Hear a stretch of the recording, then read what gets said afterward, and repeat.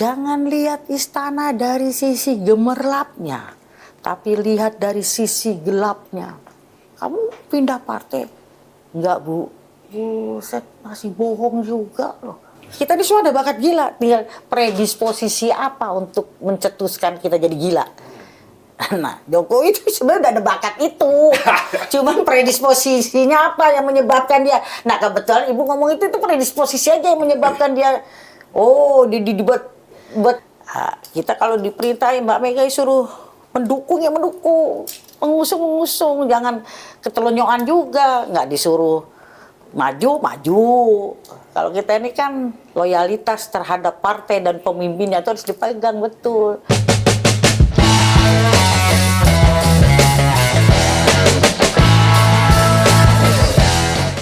Guysku, balik lagi di Torpedo. Apa kabar kalian semua? Udahlah, situasi sekarang nih kalian tonton aja Torpedo, biar kalian tahu apa yang terjadi di Republik ini. Bang Patan, siapa yang mau kita torpedo hari ini, Bang? Di sini kita kedatangan tamu gitu. Ini legislator 4 periode, vokal, bahkan saking vokalnya ditorpedo. Ketua komisi 4 periode, pernah menjadi ketua komisi 9 DPR RI. Kemudian beliau juga menjabat sebagai ketua DPP di Partai Demokrasi Indonesia Perjuangan. Kita perkenalkan saja langsung. Tante Ripka Ciptaning. Sehat, Mbak? Alhamdulillah, puji Makasih Tuhan. udah datang di Iya. Kalau aku senang banget. Aku fans banget sama Tante Ripka. Loh, aku bukan lagi senang. Ini Sri Kandi pertama yang datang ke Torpedo, Bang. Luar biasa. Apalagi itu tuh yang terkenal itu saat mengkritisi vaksin. Yang pada akhirnya Tante Ning itu ditorpedo, pindah komisi. Iya. Di Komisi 9, Iya. Mbak Ning ini disebut bintangnya Komisi 9, Bang. Bintang. Komisi Kesehatan DPR. Apa? Vokalis. Banyak. Sekarang udah ada main-main. Hah? Udah ada main-main. Ini kita langsung aja nih, Bi. Kita mungkin akan mentorpedo Tante Ning Intin dengan soal sosok Bu Megawati sebagai Ketua Umum PDI Perjuangan. Karena kita lihat bahwa Tante Ning ini mengikuti kan proses Bu Mega dari Orde Baru sampai saat ini. Jadi beliau adalah orang yang tetap kalau kita tanyakan tentang sosok Bu Mega ini. Info yang kita dengar lagi di Mekah ya, Mbak ya. Ya, terakhir ini ya. Lagi umroh. Di umroh dari Vatikan ke Madinah. Ketemu paus sama ketemu ulama. Dan Ini dan mungkin bisa dikaitkan dengan realitas politik hari ini, Mbak. Apa yang dirasakan, dipikirkan dan kira-kira menjadi hal yang berulang-ulang disampaikan mungkin ke kader partai atau ke orang-orang terdekat tentang situasi sekarang? Ya mungkin kalau apa yang disampaikan Mbak Mega udah berkali-kali lah ya.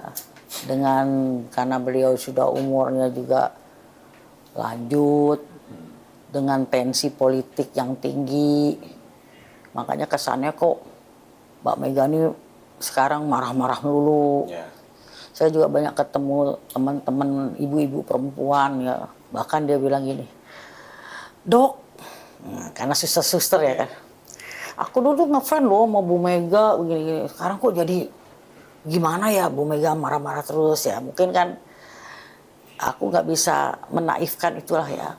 Mbak Mega ini kan memang dilahirkan menjadi pemimpin di dalam pertarungan, di dalam perlawanan. Jadi nggak bisa lah seorang Megawati itu untuk yang lembek-lembek. Terus perjalanan politiknya kan selalu dijailin orang, ditelikung, ya kan, bahkan dari dalam, dari luar. Ya, pasang surut seperti itu, kalah menang. Jarang loh orang yang kuat seperti Mbak Mega ini ya kan. Aku ini kan juga kadang kalau orang Jawa itu tahu apa ya, kalau ketika Mbak Mega lagi enak, aku dekat. Kalau lagi nggak enak, lagi nggak suka nih, jauh. Tapi tetap di dalam itu, karena memang situasinya seperti itu.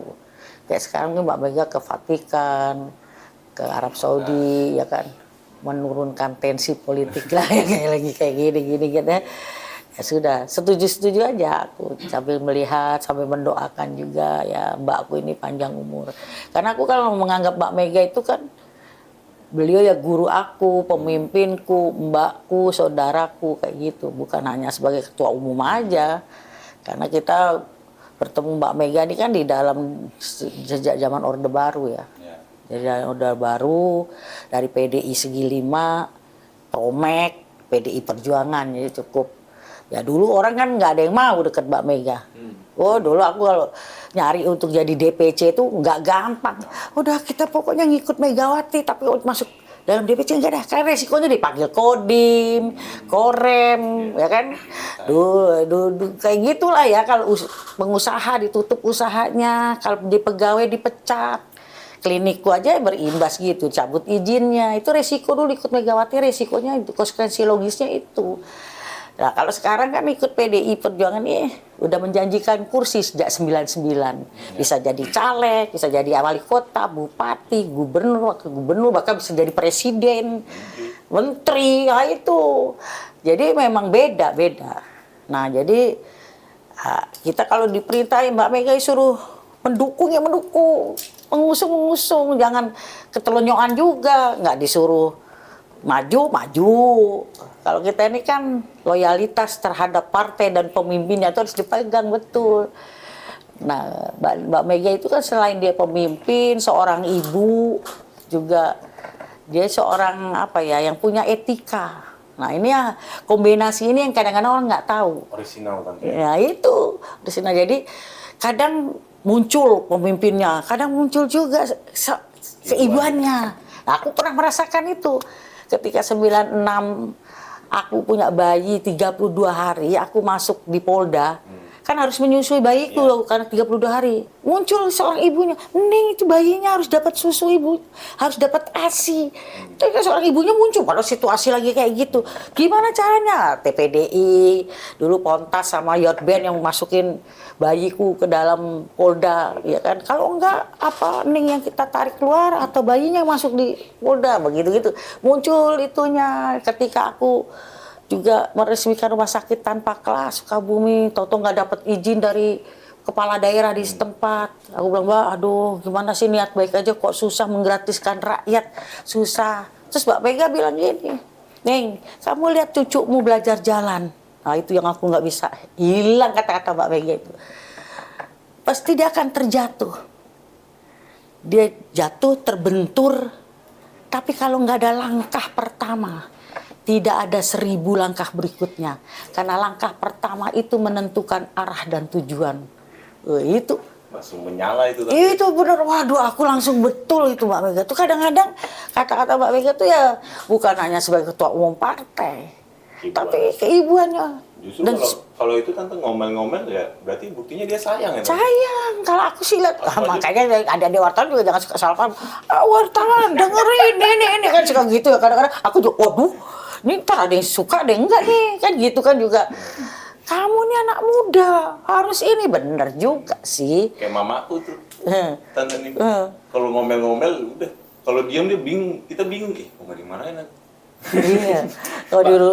Tadi menarik Mbak untuk mendinginkan suasana. Dan sekarang kita tahu Sekretaris Jenderal, aku boleh dikoreksi ya dalam struktur organisasi kan ini orang kedua setelah ketua umum. Ya. Vital ini sekjen ini, ketum sekjen salah satu nggak teken nggak jalan itu barang. Iya, betul. Dan dari beberapa pernyataan elit PDI Perjuangan ya kental nuansa kriminalisasi politiknya. Apa berkaitan dengan ini sekarang suasana kebatinan Ibu Mega? Enggak juga. Mbak Mega itu orang yang sering prihatin. Orang Jawa itu aku pun suka melakukan itu ya. Ya puasa-puasa itu adalah dan sangat kental dengan pengalaman. Pasti Mbak Mega juga udah tahu ini benar atau enggak. Ya. Tegar lah sih. Tegar lah. Kalau enggak udah pecat dari dulu lah Hasto.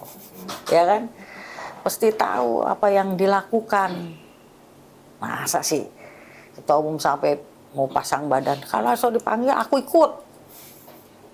Taruhannya tuh nggak main-main loh. Gue aja bilang, gila deh. Tapi akhirnya juga aku bilang, lah kasusnya itu kan dari 4 tahun yang lalu. Kan aku ikutin juga.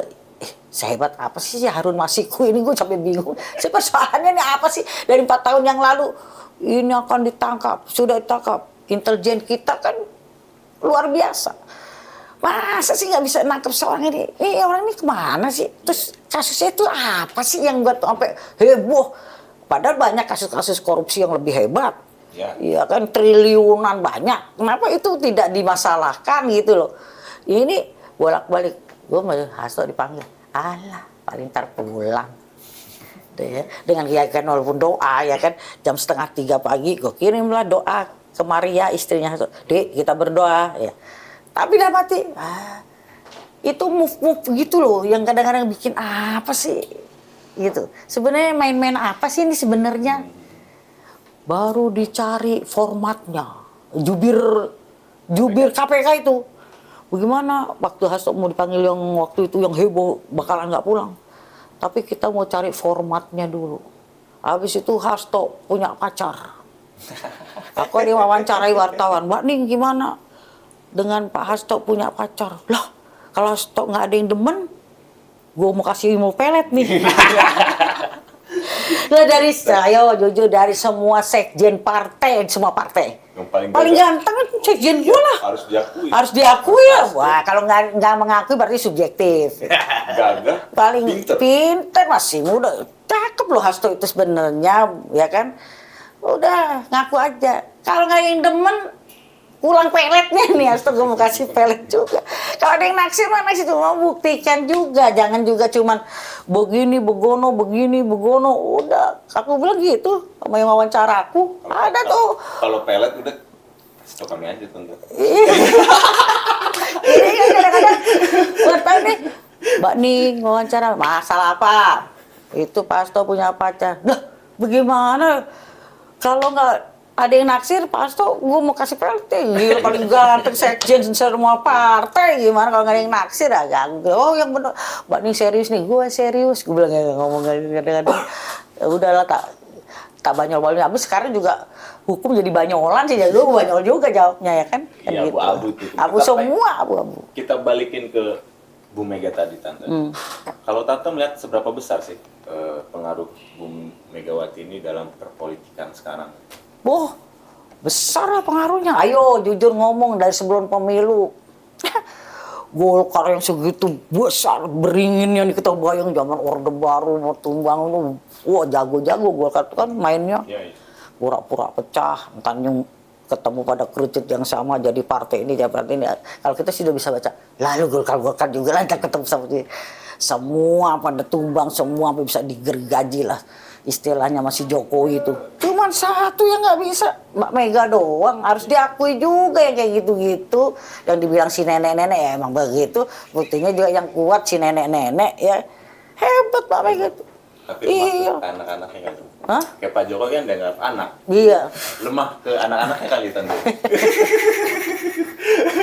Aku keberatan kalau Jokowi dan anaknya dulu. Sekarang Iya, itu kan anak dulu malin sambutan. kundang itu malin kundang. Anak yang malin kundang itu. Aduh, aku tuh kan juga ikut. Ibarat melihara anak macan Tante ya.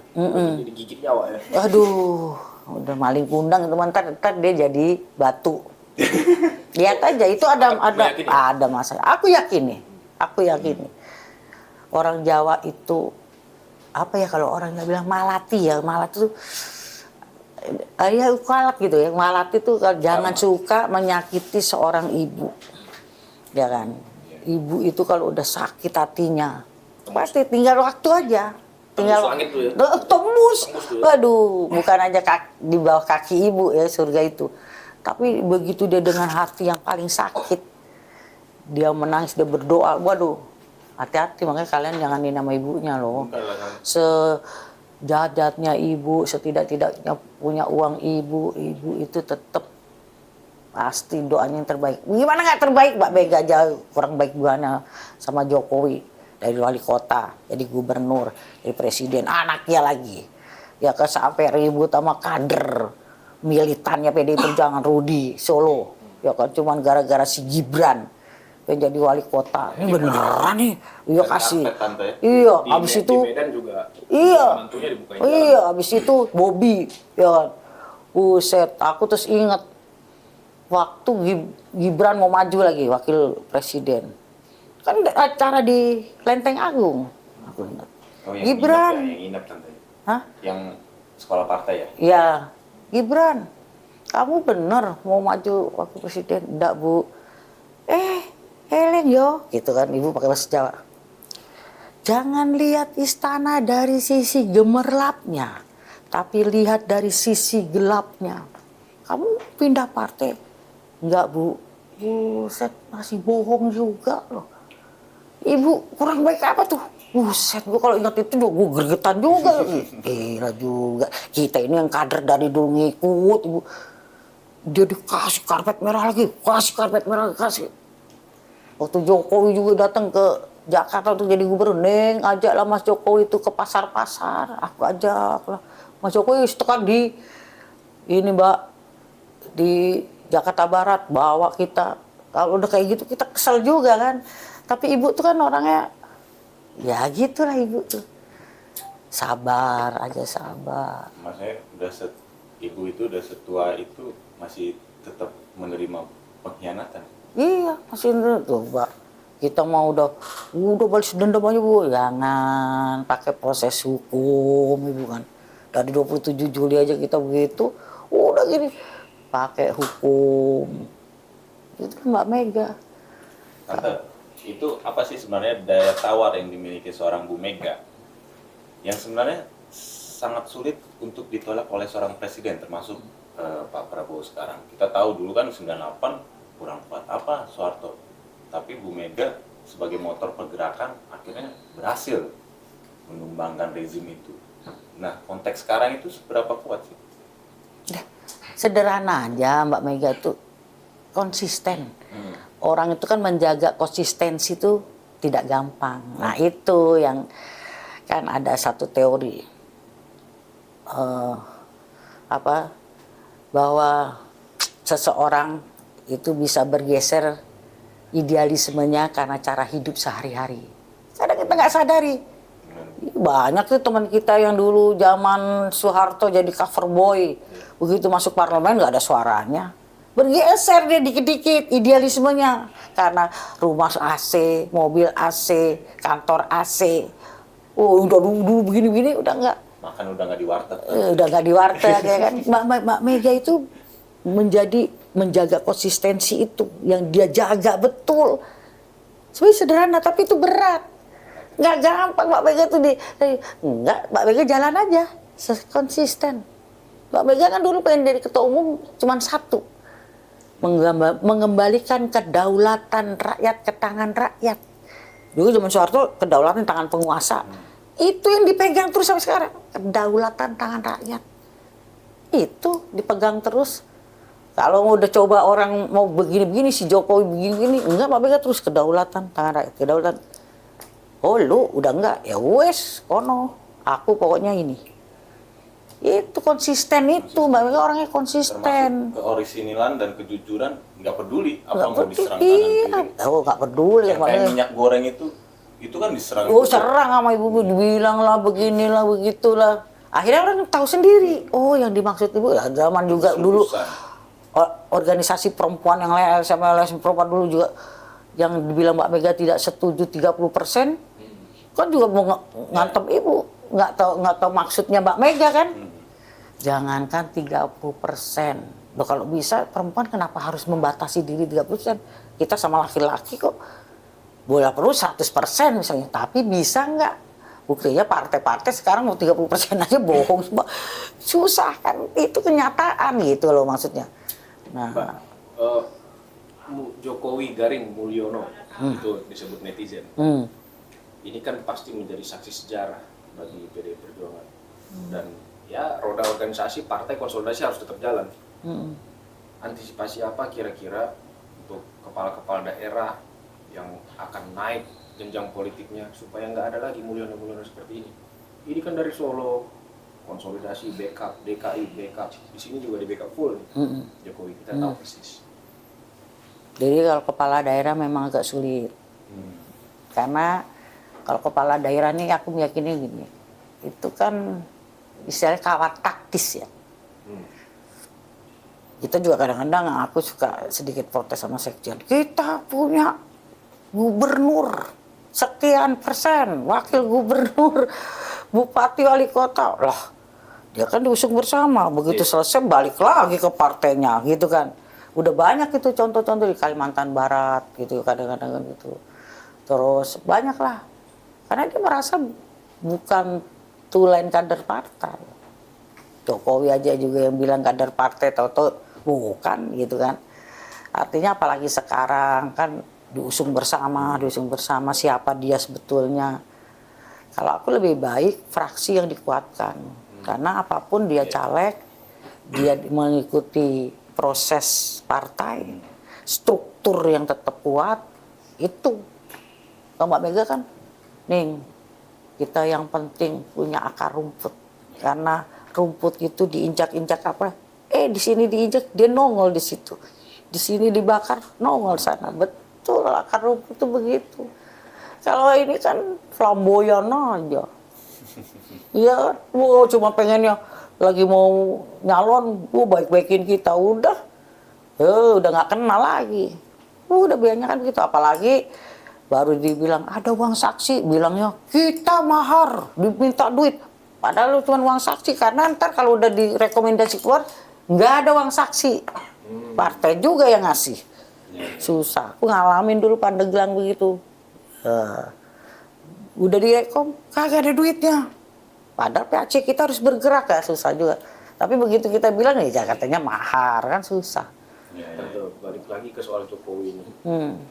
Seseorang berkhianat pasti ada sebab akibat. Kalau Tan bilang itu ada tesisnya, antitesisnya, lahirlah sintesisnya. Dan bersinggungan di masa kita. Nah, ini perlakuan PDIP aja ini sama si Kurus satu ini.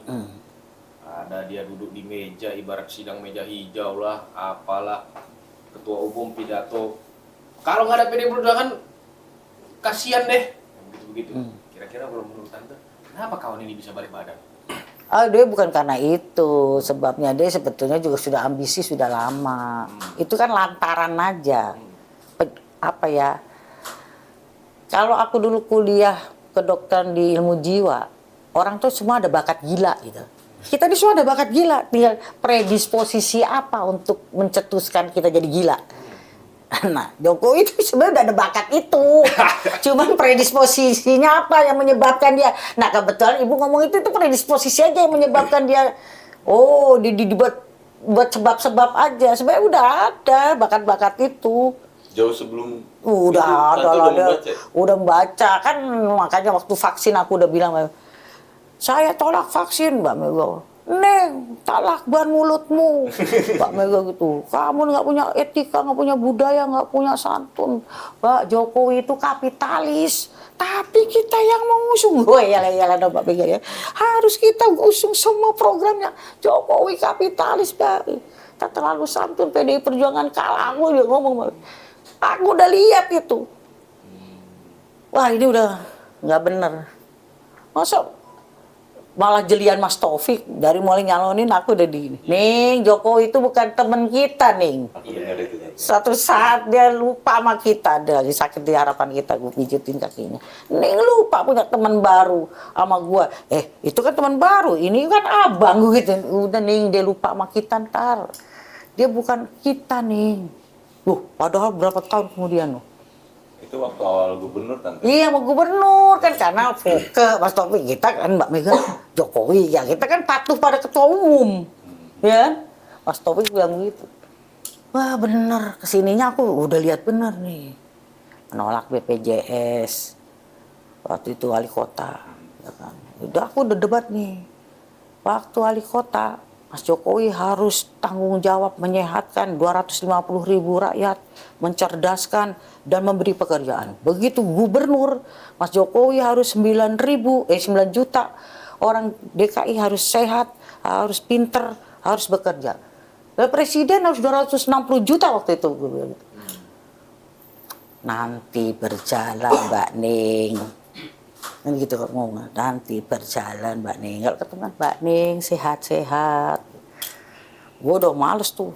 Nah, udah liatnya nih, munafik nih mulut muka nih gitu. Nah, benar, gue hantam lah vaksin itu. Mulai gini sama fraksi kan. Waktu itu Mbak Mega sempat sedikit marah. Langsung sorenya keluar surat, pindah Komisi 7 tanpa rapat. Aku DPP nggak dirapatin lagi, buset, langsung pindah Komisi 7. Apa nih ngomong barel-barel, gue dokter kan nggak ngerti barel-barel, minyak lagi. Tapi Tante, Bu Mega itu kan orang yang pada saat sebelum Pilgub Jakarta itu kan orang yang sudah matang dengan politik, dia sudah bisa membaca karakter. Kalau Pak TK almarhum itu bisa melihat, kenapa Bu Mega nggak bisa melihat? Iya, kenapa nggak dimitigasi dari awal, Pak? Mbak Mega itu memang orangnya gini nih ya. Satu, kalau sudah senang, udah percaya nih kalau udah senang sama si A nih ya, itu lebat, pasti wartawan tahu lah. Sekarang juga gitu, kalau udah senang si A yang diajak itu. Tapi kalau kita nih kadang-kadang lama udah tahu, lagi mas seraknya gitu kan. Biarin aja dulu sama Rini udah aja. Ini Sumarno kan? Iya, akhirnya Rini tipu juga, tukang tipu juga kan. Siapa coba Mega sering ditipuin gitu. Tapi kita nih udah kayak adiknya, ketipu lagi nih, ya kan?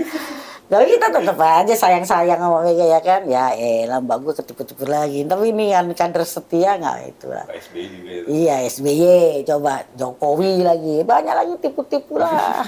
Iya kan, aduh banyak yang nipu. Tapi Mbak Mega tuh orangnya karena memang sayang tulus, nggak ada mikir begitu. Ini kalau bisa aku besarin nih, ini bakat jadi pemimpin.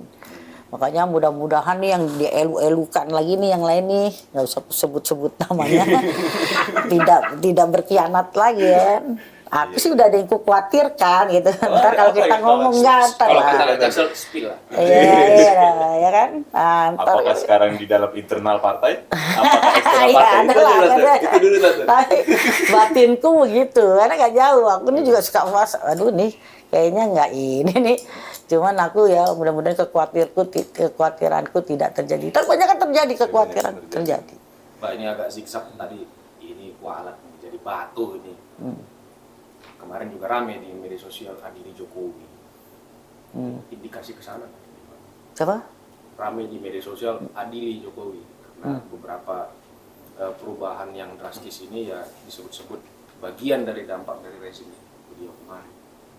Ini OTW dari batunya indikasinya. Gimana orang-orang Jokowi masih kuat di mana-mana? Aku lihat masih di perangkat hukum masih banyak orang Jokowi. Masih cawe-cawe lah ya. Gimana di partai parlemen sini masih berapa persen? Partai Tante? Partai-partai. Oh. Dari Kalau Kim, PDIP Kim. kan? Kalau PDIP? PDIP kan juga banyak yang begini-begini. Apa ini begini-begini? Apa jelasin Tante? Poco-poco ya. Kalau kata istilah Mbak Mega. Padahal Mbak Mega udah keras sampai saya dengar. Kemarin kan pembekalan DPRD, anakku kan ikut 2. Mah. Ibu Mega marah-marah. Bilang. Persoalan Hasto aja masih ada yang main-main. Bagono begini, Bagono gini gitu kan. Nah, masih ada ibu juga lihat. Nah, aku aja lihat. Bukan ini kan persoalan partai. Harusnya seneng lah orang luar kalau lihat kita nggak kompak. Benar-benar. Ya itu gue kan juga begitu, masuk dijailinin nakal juga dia. Tapi kalau aku bisa memisahkan gitu loh. Ini jangan, ini menyelamatkan nama besar partai tuh. Jangan dong. Jangan. Loh tepuk tangan orang luar, gimana sih? Ini Tante kan termasuk orang yang kenal dengan Bu Mega. Kalau Tante melihat dinamika hubungan antara Bu Mega dengan Pak Prabowo itu seperti apa sih Tante? Kan pernah berpasangan kan Tante? Aku sih dari mulai berpasangan juga memang paling tidak setuju. Zaman mau calon presiden wapresnya apa namanya Mega Pro ya kan, Mega Prabowo, Mas Taufik suka gini. Nih, lu kok nggak pernah pakai baju Mega Pro? Budiman Sujatmiko pakai Mega Pro, wah apa aja. Bud, lu nggak malu Bud pakai Mega Pro? Yang nyulik lu, gue bilang gitu ya kan. Kalau Mas Budiman itu ada bakat juga. Ada bakat. Makanya gue udah tahu kan dari bakat. Dia pakai Mega Pro. Iya, Mega Pro. Dari zaman idam Mbak Mega. Gue bikin Mega for Presiden. Kata Mas Taufik, dasar si gila satu ya kata Mas Taufik. Ning, lu nggak mau pakai Mega Pro? Wah, Mega for presiden, Mas. Mbak Mega menang kan tetap aja Prabowo wakilnya. Tapi saya nggak mau pakai Mega for presiden, Megawati for presiden. Aku nggak mau pakai. Disuruh pakai nggak mau. Buat aku belum selesai, Mas. Gue tetap ngeyel orangnya begitu. Budiman gue gituin, lu nggak risih pakai baju gitu, Bud? Nah bener kesini-sini, nah ya kan? Gue udah tebak dah orang kayak gini-gini. Aduh Budiman. Gue bilang sama Budiman, Bud, kalau gue lebih baik gue mati berdiri di depan lawanku daripada gue harus tekuk lutut di depan lawanku. Gue bilang gitu. Gue gimana? Ya kan kayak gitu-gitu. Gue dulu cover boy. Yeah. Waktu zaman Orde Baru, gambar semua Budiman melawan Soeharto ya. Di dalam sidang tentunya. Aduh, di mana-mana keren banget Budiman dulu. Semua orang juga dengerin dia macan podium ya kan. Sekarang mirip Ardhito Pramono. Ya ampun, kan sayang banget ya kan. Tidur rumah gua diskusi politik apa. Kan kayak gini, aduh sayang banget gitu kan. Kalau Marwara? Saru gak keneh kalau kata orang Sunda mah. Tapi Marwara kan ada darah biru kan. Kalau Bang Budiman kan emang lahir dari perjuangan tante ya. Iya. Ya, sama aja lah, Marwara kan juga kalau lihat bapaknya kan deklarator fusi. Masa sih bisa begitu? Dan juga semua sudah menikmati dari partai inilah, pernah DPR RI, pernah ini. Masa sih kecewa-kecewa dikit? Ya biasalah. Kayak gitu, ya berjuang-berjuang aja lagi gitu kan. Biasa kan pasang surut, dinamika. Oh, ya Rodinda itu kan romantika, dinamika, dialektikanya di partai ini kan biasa ada. Jadi gitu. Tante, kalau Tante melihat ada kesepahaman atau perbedaan pandangan nggak sih antara Bu Mega ini dengan Pak Prabowo? Itu mungkin mereka ya yang merasakan ada perbedaan atau enggak. Tapi kalau buat persamaan gitu ya. Ya kan kadang-kadang mencari alibi sendiri mereka itu. Mungkin ada beda nih gua malu. Terus oh kita bergerak sama aja. Oh kita nggak ada perbedaan. Gua sama Ponco nggak ada perbedaan. Padahal sebenarnya kita ada beda. Itu kan suka begitu, pura-pura. Iya. Cuman gara-gara nasi goreng jadi kita dibikin, oh enggak ada perbedaan. Kita masih suka dibikin nasi goreng gitu. Padahal dalam hatinya, ada perbedaan sebenarnya. Jangan gara-gara nasi goreng terus nggak ada perbedaan, itu kan aneh. Orang luar juga bisa lihat, anakku aja bisa tahu. Kenapa belum ketemu sampai sekarang ya, Mbak? Ya Pak Mega konsisten. Kalau aku doain jangan sampai ketemu. Oh, Mak. Ngeri kenapa? Kalau salah satu pendoaku begitu. Ya udah ngapain sih udah gini hari. Aduh, udah PD Perjuangan tetap udah sedih. Biasa kita kan biasa sendiri, biasa ditinggalkan. Biasa terdiskriminasi, biasa termarginalkan. Ngapain gitu. Nggak ada beda dong sama partai lain. Gini hari, Bo. Ngapain? Ya, nggak ada beda partai lain, sama dong. Kalau nggak ketemu ini Pak Jokowi makin Enggak juga, kekuasaan penuh. Enggak juga, Pak Mega sendiri aja Jokowi pusing juga lihat PDI Perjuangan tetap dibikin solid, ya kan besar, mengkonsolidasi lagi kekuatan, orang justru solid, Pak Mega tetap apa adanya sendiri orang. Kalau udah situ orang yang di luar, sama aja lah ternyata. Tapi gitu. Silaturahmi boleh Tante. Silaturahmi itu kan bahasa-bahasa santun aja. Nggak usah lah silaturahmi apa sih. Tapi putusan-putusan ketemu ya? Putusan. Ya bodo amat putusannya kan itu juga yang ngebet-ngebet aja. Tante, emang apa sih kekhawatiran Tante itu kalau misalnya Jangan Bu Mega deh. dan Pak Prabowo bertemu? Aduh, kalau aku Kekhawatiran mau apa, Tante? mules. Apa yang harus dikhawatirkan? Kan membangun bangsa bersama. Membangun bangsa bersama kan tidak harus begitu. Udah Pak Mega itu dengan sendiri pemikirannya juga sampai, ya kan, dengan sikap Mbak Mega itu udah membangun bangsa. Karena salah satu contoh bahwa ada seorang tokoh negarawan Megawati Soekarno Putri yang tetap berprinsip tapi disegani dunia internasional aja sama beliau begitu. Itu juga salah satu contoh anak muda. Kalau semuanya terus larut bagaimana? Nggak ada contoh yang orang konsisten. Gitu loh. Terus kan semua, cuman gara-gara cuman sama Jokowi. Lah. Tapi ada pengaruh itu. Ya, Banyak Mbak orang Mega yang bilang kalau misalnya Pak Prabowo ketemu dengan Bu Megawati, itu bahkan memangkas pengaruh Jokowi itu? Enggak, gue mah yakin. Ke Mbak Mega sendiri itu justru Jokowi mikir. Kalau aku, gue itu jangan lu tarik-tarik untuk melegitimasi Prabowo hebat ya, nggak ada. Ya, jadi Tante, apakah mungkin karena Tante melihat banyak program-program dari Pak Prabowo ini yang membuat Tante, Nah itu, janganlah. nah bulan-bulan aja emang hebat di pemerintahan Prabowo. Konsepnya salah, menterinya tidak punya konsep, ya kan? BPJS dibilang tekor mulu. Lah emang BPJS dibuat untuk hibah negara, salah satu untuk sebagai negara hadir. Ya. Tapi kok ngeluhnya tekor, inilah ini. Udah aja menterinya turun, di rut BPJS turun kalau nggak bisa. Terus semua fokusnya makan bergizi gratis. Gimana itu, Tante? 71 triliun menjadi 171. Si Mulyani malah mau nambahin 100 lagi itu. Memangkas anggaran yang lain. Ada satu lembaga sampai ada PHK merumahkan.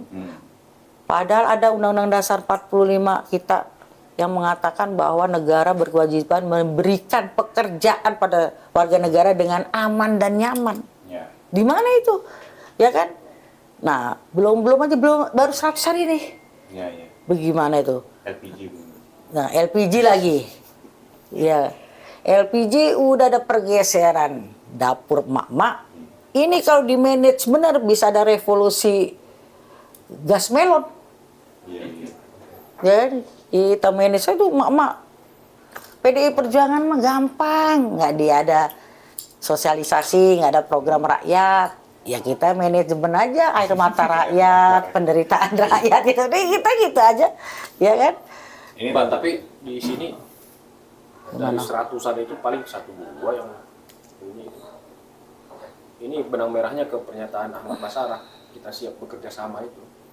Aduh, tahulah apa yang jadi pemikiran teman-teman ini ya. Kalau aku mah mungkin yang paling beda sih ya. Aku baik di parlemen atau tidak ya, dia kan beda. Waktu kritisi BPJS, mau vaksin, bukan karena sekarang aku nggak di parlemen, enggak biasa. Aku di ekstra parlementer dan di inter parlementer. Karena buat aku perjuangan ada dua di parlemen dan ekstra parlementer, sama buat aku. Kalau mau bersuara, tapi kalau udah mau ngomong aja udah takut dipindah komisi, takut ditorpedo, takut di PAW, udah repot. Susah. Ingat dong waktu rakyat milih kita tidak pernah ragu. Milih Budi Pekerja Cipta Kerja. Masa kita sekarang membela persoalan rakyat kita harus ragu, takut gimana? Jangan gitu dong gitu kan. Dulu ibu gue bilang untuk bela rakyat jangan pernah lelah, jangan pernah takut, jangan pernah ragu. Karena itu perintah Tuhan, gitu loh. Jangan, ya emang benar kita karena partai jadi dewan, tapi kalau juga sudah tidak berpihak sama rakyat terus gimana? Karena ada tuh yang viral tuh, kalau saya harus membela, menolak kenaikan BPJS, saya harus dipecat oleh partai, saya siap. Wow, viral gue waktu itu. Ya kan?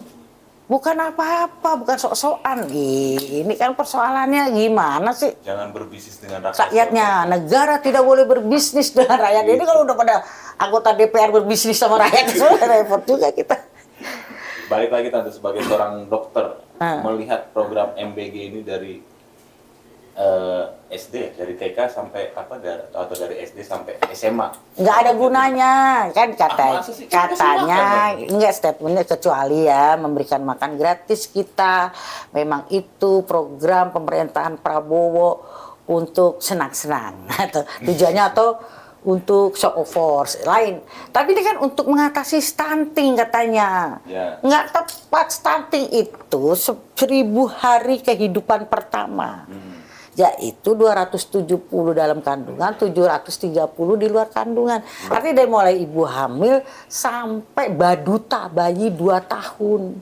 Bolehlah molol-molol sampai anak PAUD 5 tahun lah. Kita ini pinter-pinter begini karena perkembangan otak kita sebelum ubun-ubun kita menutup itu di bawah 5 tahun. Setelah itu udah nggak ada gunanya. Paling bikin gemuk, bikin kurus itu aja. Bikin kencang lari, enggak. Itu tergantung itu. Jadi bagaimana anak SMA, gue liat si Gibran di daerah Kebayoran, kasih makan gratis anak SMA di daerah Kebayoran, daerah elit bos itu. Ya kan? Anak SMA-nya bawa minumnya Starbucks. Makan gratisnya 10.000. Kan jadi ketahuan. Terus di daerah Tangsel, sekolah swasta, nggak usah aku sebut namanya, nggak mau terima, ini ada yang lebih layak katanya. Sekolahan itu. Dipaksa-paksa suruh terima. Masa negara mendowngrade? Nah, makanya. Padahal aku habis dari NTT. Natal PDI Perjuangan tuh, tingkat nasional. Yang kena meletus gunung laki-laki tuh. Nah, malah aku tanya, kita ketemu dari Persatuan MUI, MUI.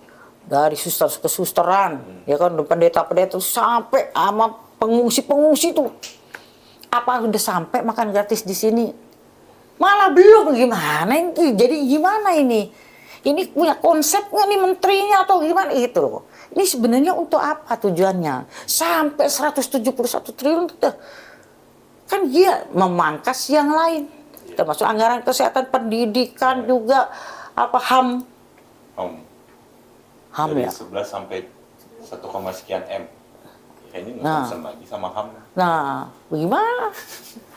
Soalnya Prabowo-nya sendiri kena HAM gimana? Supaya nggak diangkat-angkat lagi ya kan kacau itu. Gue bilang sama Adian sama gue belum selesai masalah Prabowo HAM itu ya. Kalau partai mau bergabung, tapi buat gue enggak ya. Gue gituin, Adian ketawa-tawa aja ya. Di rapat DPP. Ada bakat nggak tante kalau Bang Adian? Ada bakat tadi nggak? Gue bakat gila. Gue mau doain dulu, dia jangan kena gitu aja.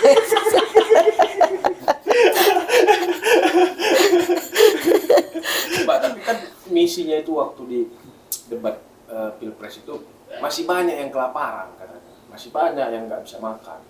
Iya, tapi kan nggak ditaruh ke sana. Ya, Harusnya nih Papua, Indonesia Timur lah, NTT, ya kan masih banyak kelaparan. Bukan daerah Blok M, SMA, anak-anak SD ke bawah ya TK lah gitu. Artinya indikasinya apa, tujuannya yang terus sasarannya tuh apa. Kita tuh tahun 2012 ulang tahun Mbak Mega ke 64 kalau nggak salah. Udah bikin makan gratis untuk anti stunting, udah bikin PDP. Berarti udah lama banget tante. Udah di daerah Bogor yang diundang. Aku bilang, Mbak, ulang tahun hari jangan di gedung ya Mbak, jangan di hotel teh. Udah mah 1.000 ibu hamil. Piye nih? Ntar orang meteng kabeh datang. Kamu harus siapin ntar untuk tiba-tiba dia yang lahir. Udah siap. Bener tuh yang lahir 3 di daerah Bogor. Yang datang 3.000-an orang lebih. Waktu itu kita mau keluarin jam persal waktu itu. Aku masih ketua komisi. Itu sasarannya benar, makan gratis bersama 1.000 ibu hamil. Megawati dalam rangka ulang tahun makan siang bersama ibu hamil. Nah, itu bisa diberi nih makan siang semua ibu hamil seluruh Indonesia serentak. Itu benar. Kalau ibu yang hamil orang kaya kan malu. Nggak, Nah, dulu sasarannya sebenarnya aku mau Papua, Indonesia Timur gitu. Kalau kita yang pegang kekuasaan maksudnya. Tapi kita tes dulu partai. Dengan waktu ibu ulang tahun itu dulu sasarannya. Mungkin orang di sono ngintip juga program kita. Tapi karena nggak menjiwai rohnya. Jadi ini apa ya? Gitu aja. Jadi dia nggak paham. Jangan sampai ini jadi bancakan aja lah. Nah, udah bener bancakan. Dari bikin itunya, dapurnya. Aku udah dengar informasi tuh. Terus vendor-vendornya itu. Ada yang katanya sampai di sekolahan, buahnya basi. Ya, anak sekolah disorot lagi sama TV. Kenapa nggak dimakan ayamnya? Saya nggak pernah makan ayam yang pakai kecap. Kan seleranya masing-masing. Kayak cucu gue aja ada yang satu senengnya dikuningin, kakaknya lagi senengnya cuma digoreng. Kan berbeda. Akhirnya nggak kemakan. Belum lagi beda daerah. Ya nggak bisa lah kayak gitu. Akhirnya udah debat proyek-proyek, habislah. Nggak kena sasaran kayak gitu. Triliun kayak mana membayangkan itu? Nolnya. Duitnya kalau dijejer Makanya penuh kali ruangan. Aduh, gimana tuh? Sampai ke Papua kali itu. Iya, triliun, bayangin tuh cuman untuk ini unggulannya. Kalau dulu Jokowi kan BPJS unggulannya. Aku pernah raker. Saudara Menteri, usul sama Presiden Jokowi. Harus ada rapat terbatas khusus BPJS. Kan unggulan Jokowi. Nah sekarang juga harusnya bisa tuh. Ratas khusus, makan gratis, dievaluasi dari mulai apanya begitu. Harus ada berani yang ngomong begitu. Ya, ya, ya. Ini disorot, Prabowo terima Presiden Turki dengan berkuda. Wah, lihat, wih, keren juga. Aduh, ada aja sih. Aduh. Ada yang bilang, Mbak, ya ini kan balik ke soal efisiensi anggaran misalnya. Ini kabinetnya gemuk, anggarannya dipangkasin malah dalam tanda petik. Ada yang bilang tuh di media sosial kabinet busung lapar. Iya, busung lapar lah. Dan ditarik lagi sebenarnya ini karena untuk mengakomodir orang-orangnya Jokowi. Nanti Titipannya. berjalan setahun ya kan, nanti pelan-pelan Reshuffle. dapatlah dia komposisi line up yang top gitu. Ini macan apa kucing apa gimana? Makanya di Amerika itu aja kabinetnya cuma 35 orang menterinya. Ya, penduduknya berapa juta itu? Kita kan di wartawan ini kan banyak info-info off record lah, Pak. Ini pelan-pelan dulu biar jangan langsung blok berubah. Jadi nanti Jokowinya ini ya titipannya kan banyak. Nanti pura-puranya 100 hari. Evaluasi, reshuffle ya kan. Nah, mulai peramping. Emangnya yang mau dipotong ini nggak bergejolak? Ya. Pasti bergejolak lah. Ya jadi tinggal tunggu api dalam sekam. Nah ngapain juga kalau gitu mau suruh Mbak Mega masuk di situ? Oh ini aja udah mau api dalam sekam, ngapain? Senyum palsu aja. Aduh itu mah gayanya, wow kalau pidato. Aduh, ngeri banget itu dalamnya. Gak bisa lah, gaji menteri 27 juta. Semuanya kan. Jadi berapa juta tambah tunjangan 20 juta sama gaji 7 juta, 27 juta. Emang dia tahan? Udah, wow, gua menteri nih. Ya kan, belum badan. Bayangin. Wamen juga belum. Wamen, rumah dinasnya, macam-macam. Wah, kenyang yang Mobilnya. di atas doang ini, Tante. Waduh. Di komplek rumah aku, Mbak, ada pegawai salah satu kementerian. Di pos apa aja ngerokok dia. Kenapa, Bang? Kementerian aku dipecat 3. Pusing aku itu siapa yang mau turutin komandonya nih? Iyalah. Di rumah aja lah aku ngerokok. Itu yang aku tadi pagi itu di salah satu lembaga. Satu, Mbak. Yang kedua, ya dari gaji namanya kelas menengah kan, ya itu habis untuk kehidupan sehari-hari. Aku pun biasa sebulan bisa 2 kali aku udah dapat perjalanan dinas. Sekarang udahlah, kuisap aja lah gudang garam merah ini. Waduh, Ada yang bilang udah lah Mbak, enaknya udah anggota DPR katanya yang dulu pernah DPR, sekarang menteri. Enakan anggota DPR Mbak, bangun nggak bisa pagi, terus terlambat nggak apa-apa, gajinya gedean itu katanya, ada uang reses gitu daripada sekarang, mampus lu, kerennya doang lu, gitu ya kan, dilantik menterinya Prabowo, udah gitu suruh wamil lagi, lari-lari lu, pakai doreng-doreng, namanya dulu pemerintahan fasis lu makanya, lu jadi tentara semua, gila Mbak, gua ngapa gitu cerita lu, iya, coba. Suruh sampai Krakatau Steel aja disuruh wajib militer. Pakai pakaian tentara, kirim foto. Nih liatin aku pakai pakaian, ya lu salahnya sendiri mau masuk di situ. Ya kan ini rejim fasis, lu kan fasisme, udah fasisme. Waduh kacau. Dulu yang kita benar anti fasis, sekarang aduh gawat aja. Aku tarik napas dulu lah. Dari kapas dulu melihat kondisi kan. di negara ini, Tante. Aduh, aku lagi yang ngikutin dulu kita melawan Soeharto gini. kenapa sekarang jadi begini berkuasa gitu kan kita dulu. Cabut di Abri, sekarang malah Abri berkuasa, ngeri banget sih. Aduh, kita bagaimana tuh. Tapi situasi sekarang ini darurat, sangat darurat, atau ya mungkin Agustus membaik lah kira-kira. Nggak ada membaik. Oh, Memburuk kalau aku lihat. Ayo taruhan. sampai Desember nanti. Taruhan deh sama gua. Taruhan, teman-teman torpedo. Ayo. Taruhan sama Tante nih, nanti di komen tulis Ini kan taruhannya udah apa. pengalaman. Kalian komen aja. Apa ini taruhannya sih? Apa taruhannya sama Tante nih? Ayo. Rumah oke, mobil oke. Iya gimana sih? Besar kapal orang nih belum tentu enak nih goyang kapalnya. Kelihatannya dari luar kayak kapal tanker yang kuat. Kuman Isi yang apanya itu nakodanya jenderal ya kan, keren. Padahal dalamnya aduh. Kalau Bung Karno dulu kan jangan sampai kereta Marhen dikusiri oleh orang yang bukan Marhen. Ya kan? Nggak taunya ini Republik misalnya kereta Marhen yang ngusiri oleh orang yang anti Marhen, kaum Marhennya di gerbong ekonomi diam tidak melawan. Diam aja Marhennya, diam. Cuma gembar-gembor bahwa Marhenisme terus. Sedikit lagi nih. Apa tuh? DPR ini kemarin ada salah satu media yang menulis sebagai kementerian DPR. Hah? Karena ada seorang pimpinan DPR yang seolah-olah berbicara dan bertindak layaknya seorang menteri.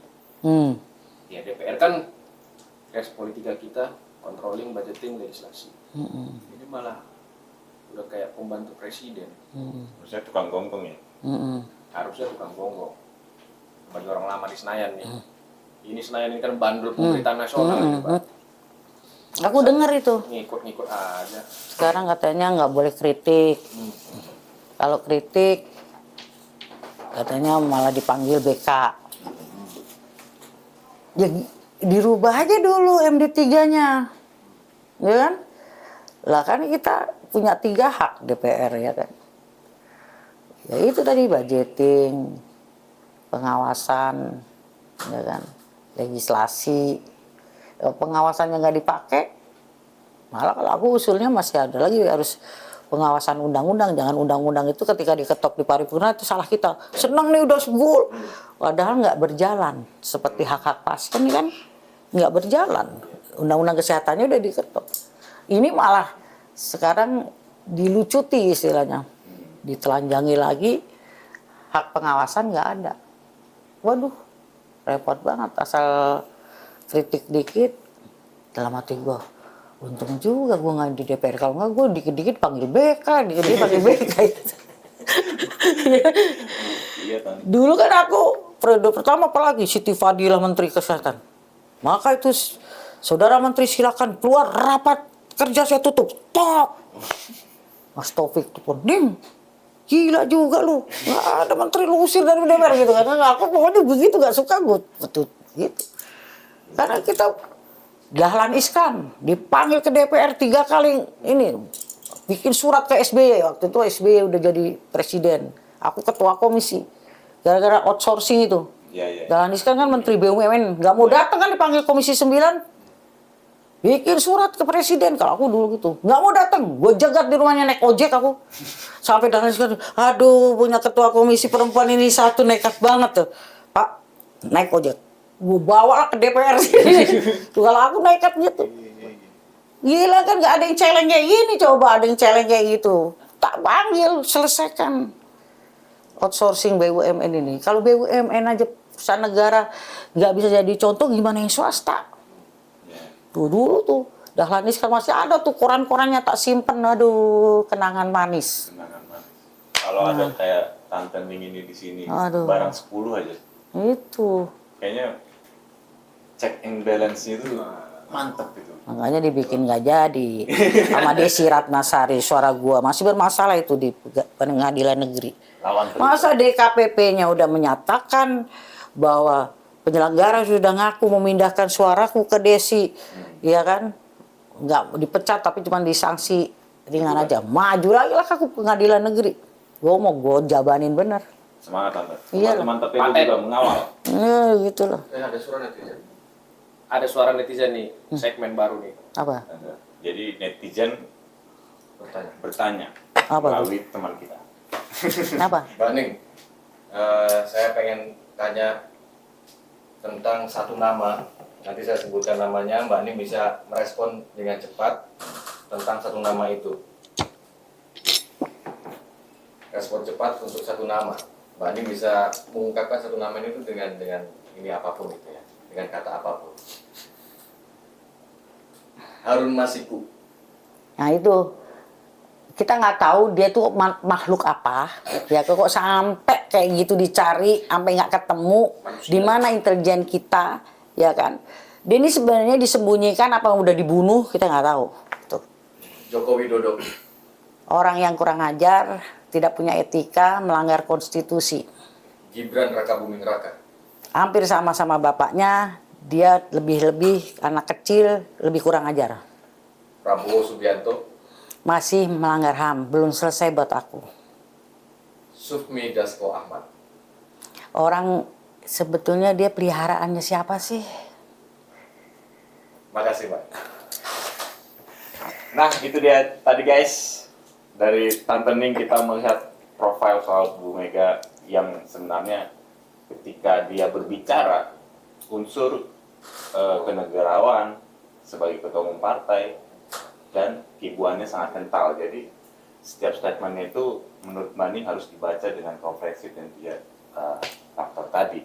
Kemudian juga soal beberapa program Tante Ning juga tidak setuju di pemerintahan Prabowo ini seperti MBG. Lalu terakhir soal Pak Jokowi. Guys-guysku, terus jaga ruang percakapan publik. Demokrasi harus kita rawat dengan pertarungan akal dan pikiran. Kita berbincang, tidak bermaksud menyudutkan pihak siapapun. Ini murni untuk menambah khazanah keilmuan kita dalam bidang politik, hukum, dan isu sosial politik dengan riang gembira. Kita ketemu di torpedo berikutnya. Kalian suka, kalian komen. Kalian suka sama narasumber, kalian komen. Kalian suka sama host, kalian komen.